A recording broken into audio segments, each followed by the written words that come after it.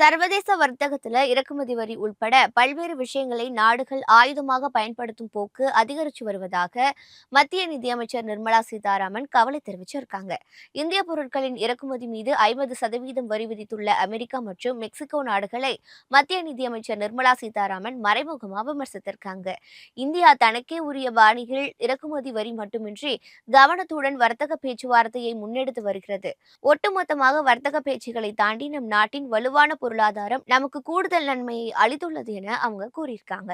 வெளிநாட்டு நிறுவனங்களுக்கு கதவுகளை இந்தியா மூடிக்கொள்கிறது, வரி விதிப்பின் ராஜாவாக இந்தியா திகழ்கிறது போன்ற வாதங்களை முன்வைக்கும் சில நாடுகள் வரியை பொருளாதார ஆயுதமாக மாற்றியிருப்பதாக குற்றம் சாட்டியிருக்காங்க. வரி விதிப்பு தவறு, யாரும் வரி விதிக்க கூடாது என சில நாடுகள் பாடம் எடுத்து வந்த நிலையில தற்போது திடீரென புதியவர்கள் வரி விதிக்கும் போது யாரும் யாரையும் கேள்வி கேட்பதில்லைனோ, இந்த சூழ்நிலைக்கேற்ப இந்தியாவும் தன்னை தயார்படுத்திக் கொள்ள வேண்டும்னோ நிர்மலா சீதாராமன் தெரிவிச்சிருக்காங்க.